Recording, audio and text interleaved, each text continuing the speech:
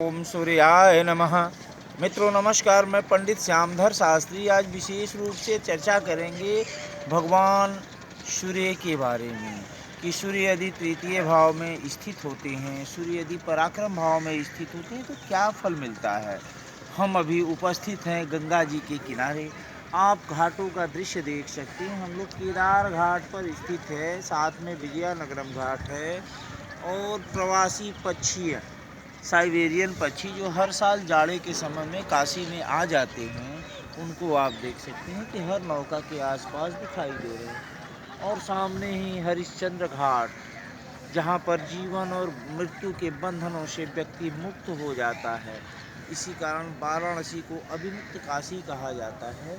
तो हम आज चर्चा कर रहे थे भगवान सूर्य के बारे में कि सूर्य ग्रह का क्या प्रभाव होता है हमारे जीवन पर, क्यों महत्व रखते हैं सूर्य। क्योंकि जैसा हम जानते हैं, हम सूर्य से ही प्रकाशित होते हैं। हमें जो भी शारीरिक तत्व प्राप्त होते हैं वो सूर्य के माध्यम से होते हैं। सूर्य यदि तृतीय भाव में स्थित हो अकेला, क्योंकि हम अकेले सूर्य की बात कर रहे हैं, तृतीय भाव को पराक्रम भाव के रूप में जानते हैं। तृतीय भाव में यदि सूर्य अकेले होते हैं और उनकी पूर्ण सप्तम दृष्टि भाग्य भाव पर पड़ती है तो जातक पराक्रमी होता है, जातक महत्वाकांक्षी होता है, जातक दूसरे का सहयोग करने वाला होगा। लड़का हो या लड़की हो, एक दूसरे के सहयोग करने वाले होंगे। विशेष रूप से भाई बहनों के लिए विशेष लाभप्रद होता है।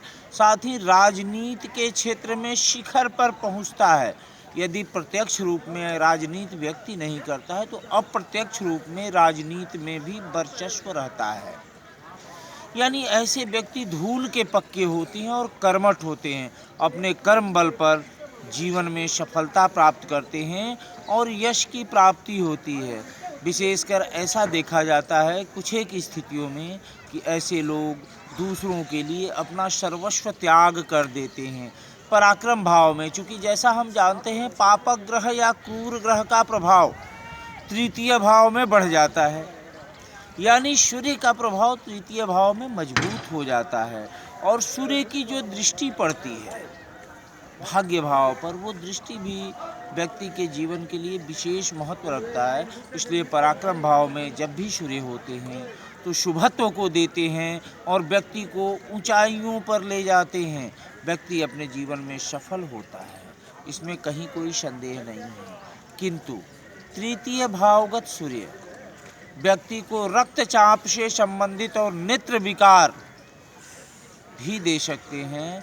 इसलिए भगवान सूर्य का आप पूजन करें, जाप करें, ध्यान करें तो लाभप्रद रहेगा। ओम सूर्याय नमः।